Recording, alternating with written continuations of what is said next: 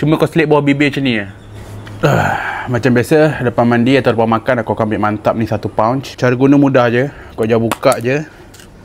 Dia bentuk-bentuk punch macam tu. Dalam dia ni tak ada benda bahaya pun. Bahan-bahan dia semua food graded. Dia ada sweetener, dia pakai sugar free. Lepas tu ada salt nick. Cara guna mudah je. Kau selit kat bawah bibir atau gusi macam ni.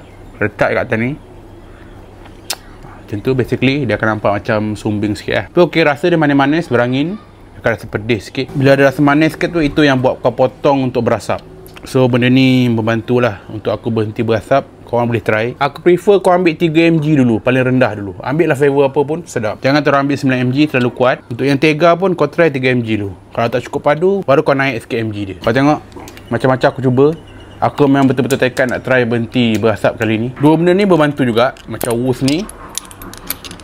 Woos ni konsep dia kena sedut. Tapi tak ada asap lah. Dia ada essential oil kat situ. Dia punya wick letak.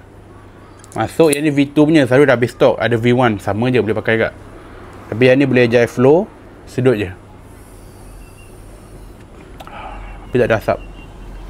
Pun membantu juga. Yang ni East ni pun membantu juga. Yang ni yang jenis sedut kat hidung punya.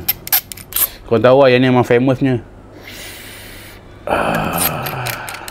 Aku try semuanya. Hari ni dah hari ketiga aku berhenti berasap. Aku nak kau doakan. Benda-benda ni semua mahal tau, bukan murah tau. Yang paling murah yang mantap ni murah lah. And mantap ni aku baru try 2 hari. Ya memang berkesan. Dia ada rasa manis-manis. Cuma kau selit bawah bibir macam ni.